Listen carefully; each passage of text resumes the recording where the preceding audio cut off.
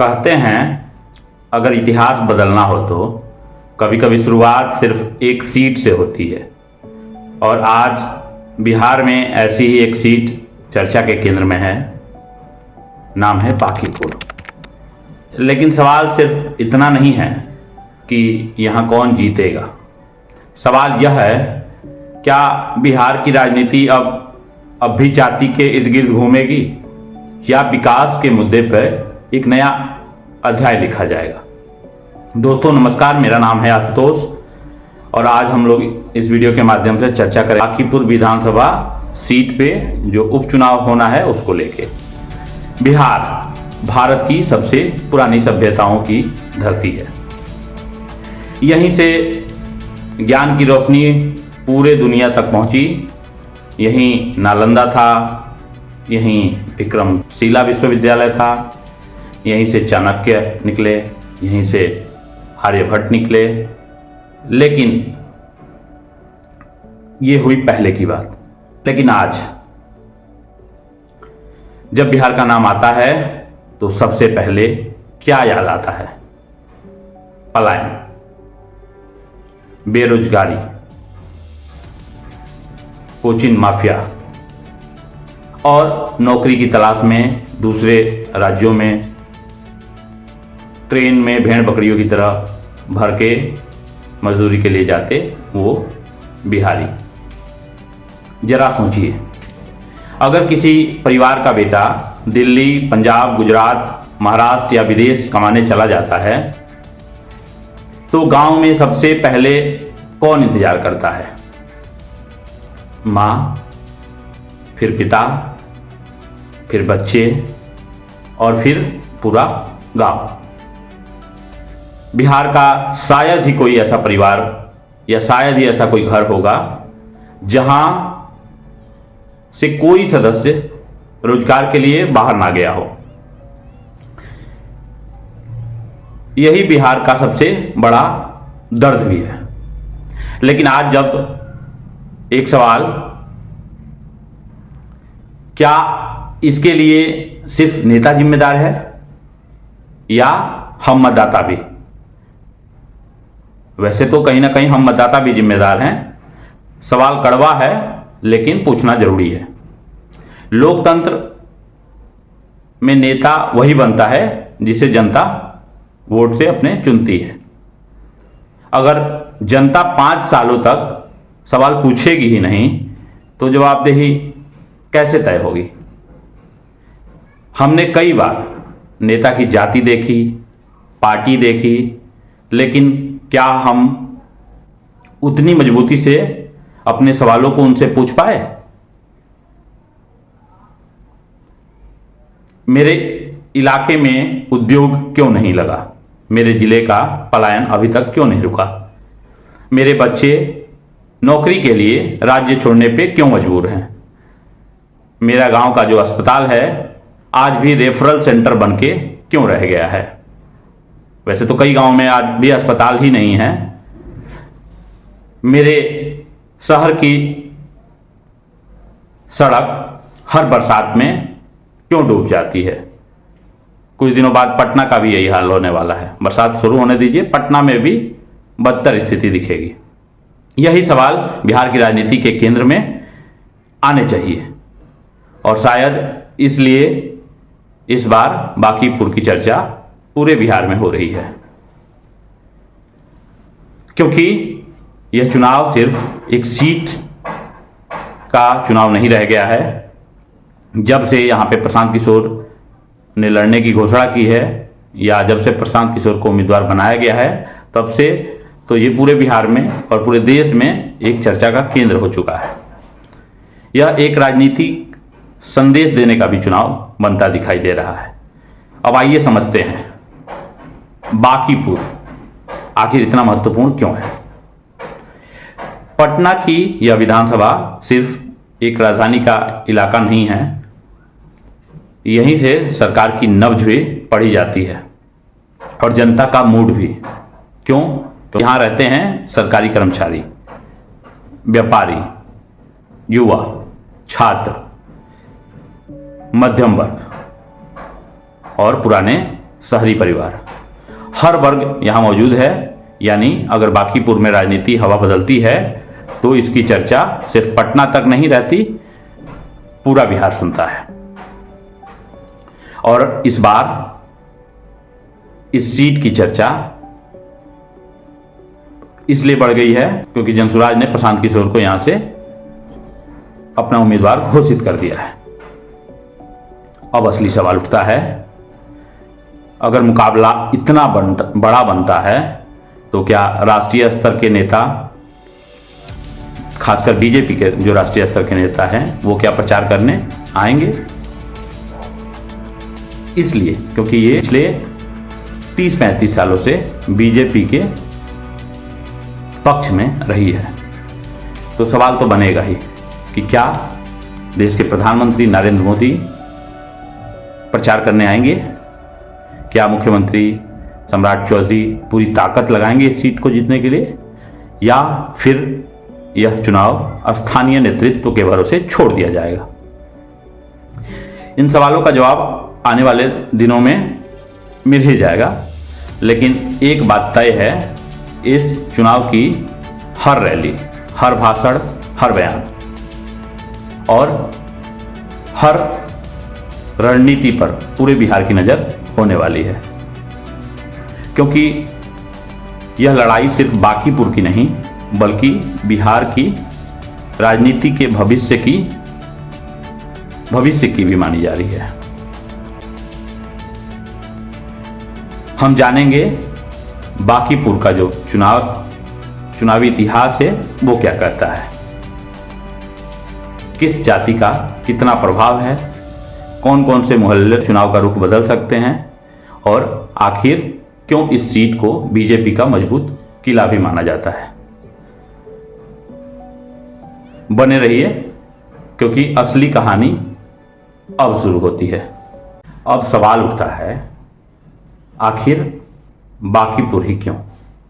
बिहार में 243 विधानसभा की सीटें हैं, लेकिन कुछ सीटें ऐसी होती हैं जहां चुनाव सिर्फ विधायक चुनने का नहीं बल्कि राजनीतिक संदेश देने का होता है। बांकीपुर उन्हीं सीटों में से एक है। यह पटना साहिब लोकसभा क्षेत्र के अंतर्गत आता है। राजधानी पटना के सबसे प्रभावशाली इलाकों में भी गिना जाता है। बड़ी संख्या में शिक्षित मतदाता, सरकारी कर्मचारी, व्यापारी, पेशेवर, छात्र और मध्यम वर्ग परिवार यहाँ रहते हैं। लेकिन बांकीपुर की सबसे बड़ी पहचान क्या है? यह सीट करीब 3 दशकों से बीजेपी का मजबूत गढ़ माना जाता है। 1995 से लेकर लगातार इस क्षेत्र में बीजेपी का प्रभाव बना रहा है। पहले नवीन किशोर सिन्हा, जो कि नितिन नवीन के पिताजी थे, और उसके बाद से लगातार नितिन नवीन इस सीट पर विधायक चुने जा रहे हैं। इसलिए राजनीतिक विश्लेषक इसे बीजेपी का सबसे सुरक्षित शहरी किला मानते हैं। लेकिन हर किला हमेशा अजेय नहीं होता, और यही वजह है कि इस बार पूरे देश की नज़र बांकीपुर पे है। बांकीपुर का सामाजिक समीकरण, यहाँ कायस्थ मतदाताओं का प्रभाव जरूर है, लेकिन चुनाव में भूमिहार, ब्राह्मण, वैश्य, राजपूत, यादव, कुर्मी, दलित, अति पिछड़ा वर्ग और मुस्लिम मतदाता भी अहम भूमिका निभाते हैं। यानी कि अगर कोई उम्मीदवार सिर्फ एक जाति के भरोसे चुनाव लड़ रहा है तो उसके लिए जीत कतई आसान नहीं होगी। बांकीपुर का मतदाता शहरी है। यहाँ लोग उम्मीदवार की छवि, स्थानीय काम और पार्टी की विश्वसनीयता भी देखते हैं। बांकीपुर की असली जो समस्याएं हैं, अब जरा चुनावी भाषणों से हटकर जमीन पर चलते हैं। राजधानी का सबसे चर्चित इलाका होने के बावजूद क्या बांकीपुर की सारी समस्याएं खत्म हो गई है? ऐसा बिल्कुल नहीं है। बरसात आते ही कई इलाकों में जलजमाव, डाक बंगला से लेकर अशोक राजपथ तक ट्रैफिक जाम रहता है हमेशा। अवैध पार्किंग की समस्या है, टूटी सड़कें हैं कई जगह पे, पुरानी सीवर लाइन है, कई जगह खुले हुए मिलते हैं, मैनहोल खुला हुआ रहता है, गंदगी बहुत ज़्यादा है इस पूरे इलाके में, फुटपाथ पर अतिक्रमण की समस्या है, कई जगह तो फुटपाथ भी नहीं है, प्रदूषित इलाका है, घोर प्रदूषण है और बढ़ती आबादी का दबाव भी है। ये सब आज भी लोगों की रोजमर्रा की जो परेशानी है उसमें सबसे अहम है। यानी सवाल यह है, अगर राजधानी के बीचों बीच रहने वाला जो नागरिक है इन समस्याओं से जूझ रहा है, तो दूर दराज के जो जिले हैं बिहार के, उनकी क्या स्थिति होगी आप इससे सोच सकते हैं। इस बार मुकाबला अलग क्यों है? क्योंकि इस बार चर्चा सिर्फ बीजेपी या राजद या किसी एक दल की नहीं है। चर्चा इस बात की है कि अगर प्रशांत किशोर जैसे नेता इस सीट से चुनाव लड़ते हैं तो क्या शहरी और युवा मतदाताओं को एक नई दिशा दे पाएंगे। खुद प्रशांत किशोर ने कहा है कि उन्होंने आसान सीट नहीं बल्कि बीजेपी की जो मजबूत गढ़ माने जाने वाली सीट है तो चुना है, ताकि जाति और धर्म से ऊपर उठकर राजनीति की बात की जा सके। लेकिन राजनीति में इरादे और नतीजे दोनों अलग अलग चीजें होती हैं। फैसला आखिरकार जनता करती है। अब सबसे बड़ा सवाल, क्या यह चुनाव सिर्फ विधायक चुनने का है या यह बिहार की राजनीति के लिए एक जनमत संग्रह जैसा बनता जा रहा है। इसी सवाल का जवाब हम अगले भाग में खोजेंगे। हम बात करेंगे बीजेपी की राजनीति क्या होती है, क्या हो सकती है, प्रशांत किशोर का सबसे बड़ा दाव क्या होगा, क्या यह चुनाव विकास बनाम जाति की बहस को नई दिशा देगा या फिर अंत में वही पुराना चुनावी गणित हावी होगा। कहानी अब अपने सबसे दिलचस्प मोड़ पे पहुंच चुकी है। अब तक हमने जाना बिहार की सबसे बड़ी समस्या क्या है, बांकीपुर महत्वपूर्ण क्यों है और इस सीट का चुनावी इतिहास क्या कहता है। लेकिन हम अब बात करेंगे उस सवाल पर जो आज हर राजनीति चर्चा का हिस्सा बना हुआ है। क्या बीजेपी इस चुनाव को अपनी प्रतिष्ठा की लड़ाई बनाएगी या इसे सिर्फ एक विधानसभा का उपचुनाव मानकर स्थानीय नेतृत्व के भरोसे छोड़ देगी। यहीं से राजनीतिक विश्लेषण शुरू होता है कि क्योंकि यह चुनाव साधारण नहीं है। अगर प्रशांत किशोर मैदान में हैं तो सामने सिर्फ एक उम्मीदवार नहीं है, सामने एक ऐसा चेहरा होगा जो बरसों से देश की राजनीति और बड़े नेताओं को, बड़े दलों को चुनावी रणनीति के दम पे जिताते आया है। अब पहली बार एक रणनीतिकार खुद जनता से अपने लिए वोट मांग रहा है। यहीं से यह लड़ाई दिलचस्प हो जाती है। बिहार की बीजेपी के सामने चुनौती क्या है? बीजेपी के लिए बांकीपुर कोई सामान्य सीट नहीं है।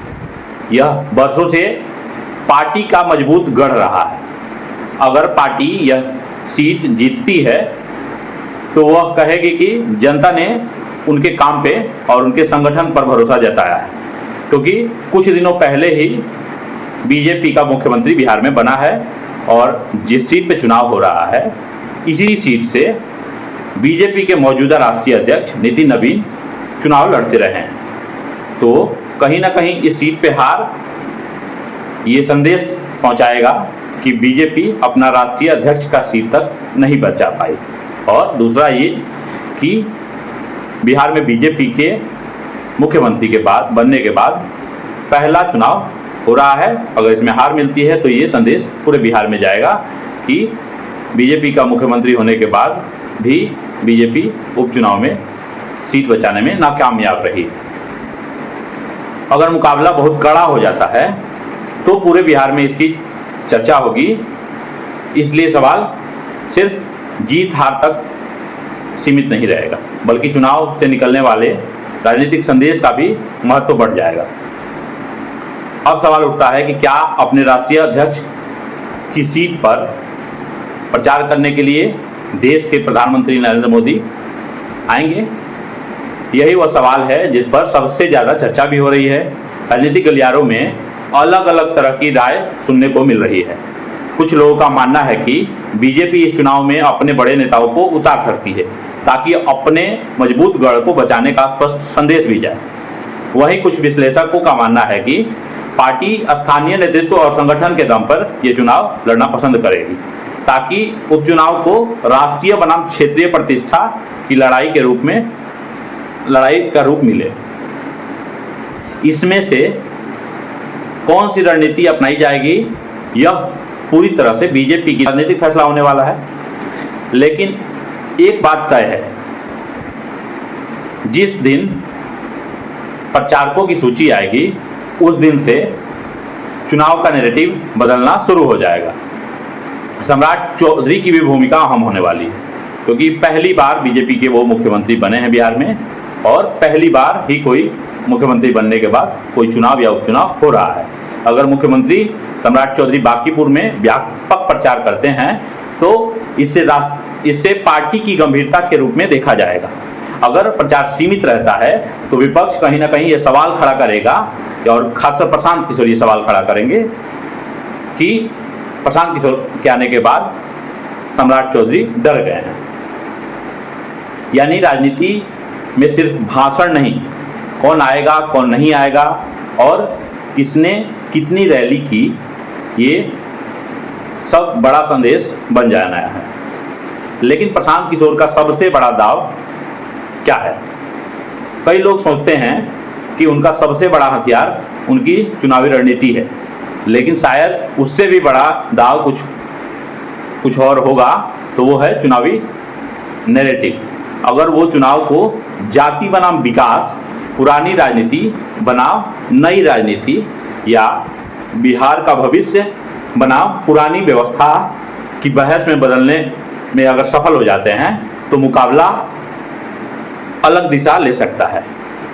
वही वजह है कि इस चुनाव को केवल एक सीट के तौर पे नहीं बल्कि विचारों की लड़ाई भी कहा जा रहा है। लेकिन फैसला कौन करेगा? ना कोई टीवी डिबेट, ना सोशल मीडिया, ना बड़े पोस्टर बैनर। आखिर में फैसला करेगी कौन? जो हर दिन ट्रैफिक जाम को देखता है, जो बरसात में जलजमाव को देखता है, जो अपने बच्चों की नौकरी के लिए पलायन को देखता है, जो महंगाई को महसूस कर रहा है लेकिन उस पर बात नहीं कर पा रहा है और विकास की उम्मीद भी रखता है। अब सवाल यह है, वह वोट किस आधार पर करेगा? जाति के आधार पे, पार्टी के आधार पे, चेहरा या भविष्य? यही सवाल इस चुनाव को बिहार की राजनीति का सबसे दिलचस्प मुकाबला बना रहा है। लेकिन अगर बांकीपुर की जनता विकास को प्राथमिकता देती है तो क्या उसका असर सिर्फ एक विधानसभा तक सीमित रहेगा, या जैसा कि प्रशांत किशोर कह रहे हैं कि एक सीट 202 विधायकों पर भारी पड़ने वाली है? तो इसका साफ संदेश वो ये देना चाह रहे हैं कि जो आने वाला विधानसभा चुनाव हो, जो कि अगला विधानसभा चुनाव होगा, उसमें भी इसकी गूंज सुनाई देगी। इसी सवाल के साथ अगले अंतिम भाग में हम बात करेंगे कि आखिर बिहार को बदलने के लिए सिर्फ नेताओं को नहीं बल्कि मतदाताओं को भी क्या बदलना होगा, क्योंकि लोकतंत्र में सबसे ताकतवर अगर कोई है तो वो नेता नहीं बल्कि मतदाता होता है।